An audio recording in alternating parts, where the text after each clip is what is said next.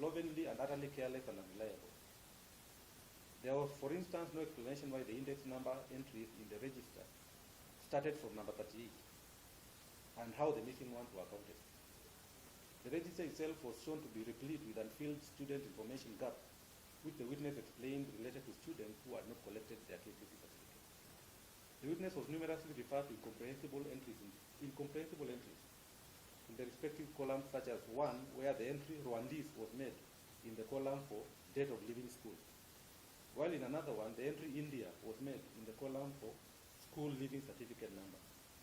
These are incomprehensible entries. Faced with these instances, the witness was made to admit that there were mistakes in the register, rendering it an unreliable reference point for student information.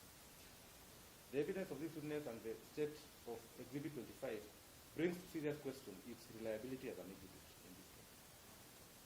Then there is finally the question of the opinion of the document examiner, in which was submitted to be unreliable. In relation to the opinion of the document examiner, defense submitted to the effect that the opinion relating to Exhibit 10, Exhibit 10 is a school leaving certificate, is prejudicial to the accused because it is based on a photocopy of the document, and further does not explain how the long duration between 06 and 2015 and the condition of the witness may have affected the way his signature has changed over time, and that he also did not provide a calibration certificate. In response, it was submitted on behalf of the state that the omission of such details did not alter the evidentiary value of the documents presented and the document examiner's report. No sufficient justification exists for the use of a photocopy of Exhibit 10 when, as has already been seen, it was clear that from the evidence that it was not the original document submitted by the accused to Caperet. State relied on Republic versus Thomas Kipruto Maritim of 2019 to reiterate a finding that the use of a photocopy for document examination in the case was a minor irregularity because it had been shown the documents came from a genuine source. Circumstances in the cited decision are however distinguishable, in my view, from the ones in this trial, where there are genuine doubts about the security of custody of the question document. It may be okay if it's a photocopy, which chain of custody is clearly established. But where there is a problem, then there is a problem. The document examiner's opinion is also attacked on the ground that based on deficiencies in his report, it is not informed from a full consideration of all the relevant matters. One of them being the likelihood that a signature may be affected by age and condition at the time of signing, and also the use of a control sample that was not from the regular work of PW12 as a principal at Highway Secondary School. It is demonstrated that the samples were taken on 18th November 2015. The question signature was for the year 2006, and the non-sample used was not obtained from a school document. While it may, in the real sense, not have occasioned any irregularity in relation to the findings, it is not very clear why the sample signature used was not obtained from the documents the PW12 as principal regularly signed during his tenure as principal of Highway Secondary School. The admitted omission by the document examiner to demonstrate that his opinion took into account the effect of age of the signatures and examination is, in my view, a grave and prejudicial omission, as he admitted that such factors have a bearing on the opinion that may be ultimately formed. In the circumstances shown herein above, it is difficult to agree with the state's admission that evidentiary value of the document examiner's report is intact. From the foregoing discussion and collectivity of the findings, it is clear that the evidence adduced herein against the accused lacks the necessary sufficiency, credibility, and coherence, and the procedures for obtaining some of which did not accord with the requirements of law. I find that the general defense submission in this regard is merited and must be upheld. Determination. I now address the individual counts generally and in view of the foregoing. Counts 1, 2, 3, and 4. These charges relate to forgery and uttering of M51 and M520. 074 and King Diploma Certificate number 36262 are not produced on record and are not proved to be forgeries in that case.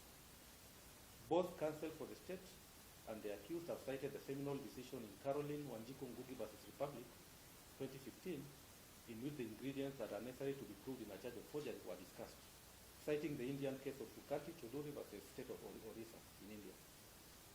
In his decision, Justice Mativo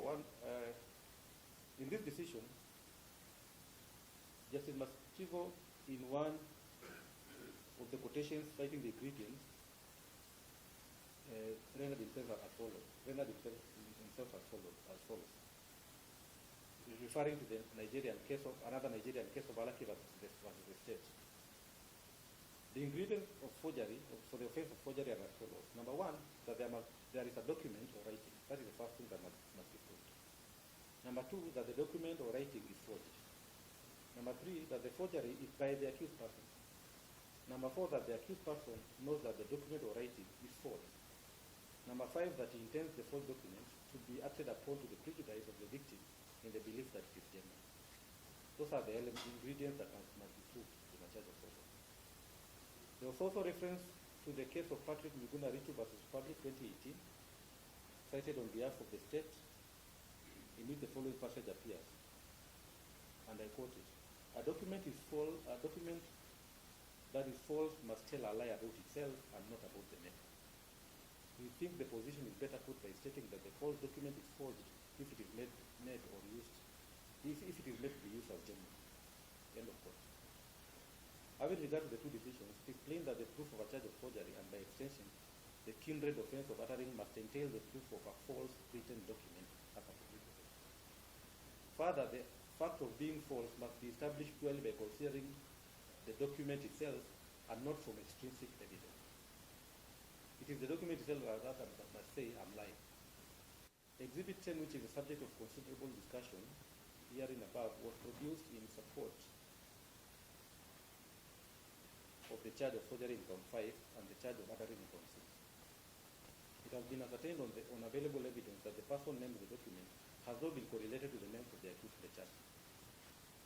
So the document and the identity are various. There is no evidence on record to show that the accused, assuming he was properly correlated to the document, met Exhibit 10 in terms of the highlighted ingredients for the offense of forgery. The state's attempt to show that he was the originator of the Exhibit 10 is not properly established on the evidence, because as already seen, that conclusion is tenuous from the evidence itself, starting with the fact that the names on the document do not properly match his. So the first thing is to correlate him with it and then say it originated from him. Exhibit 10 has no indication that it was the same document submitted by the accused to IEBC Kapseret Constituency Office and received by PW1. It is also now clear that there was an original of it sent to IEBC headquarters in Nairobi by PW1 and retained in his file there. The accused file kept at the Kapseret IEBC office was not availed intact with the documents contained in it. Neither had the Nairobi file housing the originals as claimed by PW1 been availed as well. In relation to this charge and generally, no basis is laid for use of secondary evidence. Finally, the document examiner's opinion in relation to the charge of forgery is not well founded, as I already found. Without further ado, I find that the charge of alleged forgery on Exhibit 10 in count 5 against the accused is not properly established. The same is similarly here by dismissed. Absent any evidence showing that PW1 specifically received Exhibit 10 from the accused, and absent any evidence that the person named as Sudi'S Kipchumba Aska is also the accused, the kindred charge of uttering in Exhibit 10 to PW1 as alleged in count 6 is also without foundation and is equally dismissed. In relation to count 7, 8, and 9, count 7 is founded on information allegedly provided by the accused PW1 under Part 5 of the self-declaration form, which is Exhibit 8. The perusal of the hand-filled form does not show that the accused wrote under Part 5 of the form the details about a KCC certificate as alleged in the particulars to this charge. There is no mention of a KCC certificate in the declaration, which this charge is based on. There is no writing or express mention of a KCC certificate, and there is only what looks like a mark below the text secondary in this regard. Count 7 is clearly not supported by the documentary evidence before the court, namely Exhibit 8. Count 8 relates to information allegedly provided by the accused to the investigator during their meeting at Heron Portico Hotel. I have since found that this information was regularly obtained and the same was excluded as evidence. There is therefore no evidence to support the charge in count 8. In addition, Section 70 of the Evidence Act provides as follows, and I quote: If a document is alleged to be signed or to have been written wholly or in part by any person, the signature or the handwriting of so much of the document as is alleged to be in that person's handwriting must be proved to be his handwriting. So the declaration had to have been proved in the handwriting of the accused. Exhibit 8 is a standard form containing hand-filled information attributed to the accused. There is no evidence before the court to link the handwritten entries on part 5 of the document to the accused to satisfy the requirements of this section. Finally, count 7, 8, and 9 are built on the premise that MFI 9 and 20 have been proven to be forgeries and therefore false documents, which is not done. By this fact and for all the preceding reasons, the three charges fail and are hereby dismissed. In conclusion, in view of the foregoing, I find in accordance with the principles applicable that the state has failed to make a prima facie case sufficient to warrant the calling of the accused to make a defense in all the respective charges preferred against him.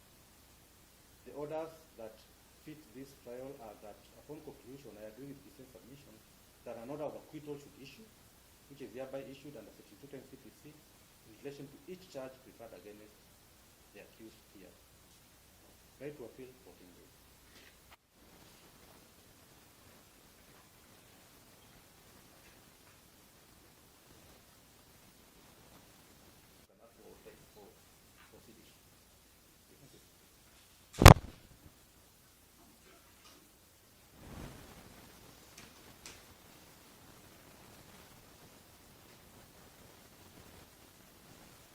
The wheel of justice normally grinds slowly.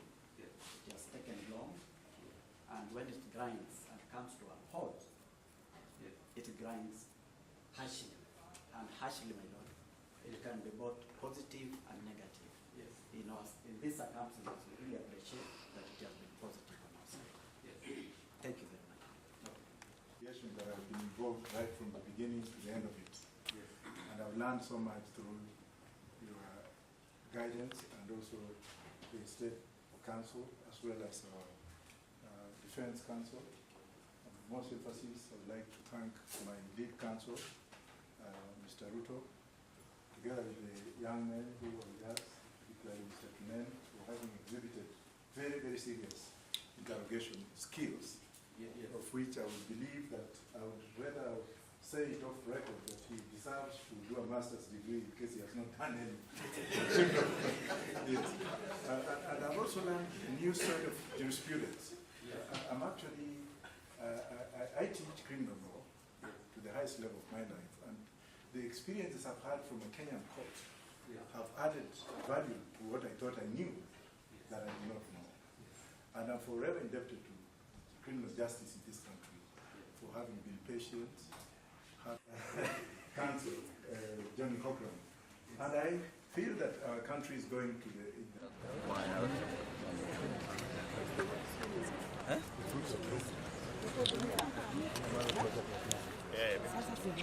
Sasa tafadhali mtupatie nafasi. Wapi Ruto? It's better if you can push yourself. Has been very patient, having the court, and today confirm that the allegations were just mere allegations. And our client, we do confirm, is qualified, doesn't have fake certificates as alluded, and he has been set free by the court. That's all. Thank you. Yeah, ladies and gentlemen of the press, I don't have much to say. A lot has been said today. One of the things I've noticed in this country since I came back is a lot of people are too much into rumor mongering and hearsay. They produce something very small and they put somebody's name into a lot of mud. Today the courts have proven, and this is the first time I've been involved in litigation right from the beginning to the end. I have to thank the senior counsel here because he's been our head. I'm not saying senior counsel per se. He's been head of this litigation, and together with our team, with Mr. Tunen, where is the others? Just say your name so that you... Wamalwa here. Simiu. Where is the other gentleman? Njiru. Any other person on the team? That these young men you have seen today have demonstrated. They have demonstrated that the kind of education we have, or legal education we have in this country is real. I sat behind and I heard these young men argue.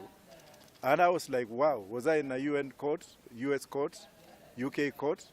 I found that the judicial system in this country works because it has worked for us today. Sudi has been called so many names. If you don't have a background and you have a problem, you'll be named so many things.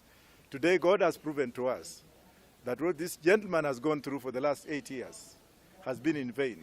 You concoct a case, you put somebody on trial, you waste that person's time for all that time, you interfere with his family, you interfere with his constituents, and I'm sure we shall be going to Kapsaret very soon to tell the people of Kapsaret that Sudi is Sudi yet and Sudi again, and again Sudi. Thank you very much.